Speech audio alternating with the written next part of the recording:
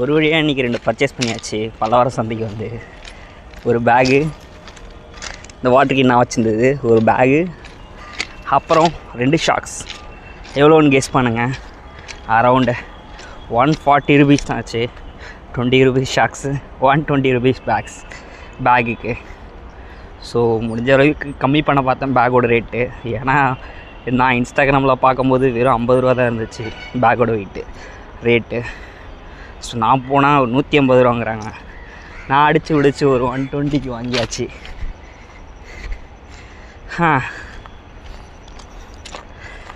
Okay, திரிசூலம் மறுபடியும் train ஏற வந்துட்டேன். ஸோ இதுதான் கொஞ்சம் பக்கமாக இருக்குது. பல்லாவரத்துலேருந்து வரணுன்னா, ட்ரெயின்லேருந்து வரணும், ரயில்வே ஸ்டேஷன்லேருந்து வரணுன்னா ரொம்ப லாங்காக இருக்குது, ரொம்ப கஷ்டமாக இருக்குது. ஸோ அதை தான் வந்து திரிசூலத்தில் வந்து லாஸ்ட்டாக ஏறினோம்னா கொஞ்சம் பக்கத்தாலேயே இருக்குது, வாக்கபிள் டிஸ்டன்ஸ்லேயே.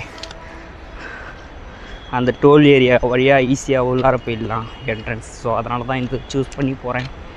ஸோ என்னோடய ட்ரெயின் வரப்போகுதுன்னு நினைக்கிறேன். என்ன சிக்னல் போட்டிருக்காங்கன்னு தெரில, க்ரீனாக ரெட்டான்ட்டு.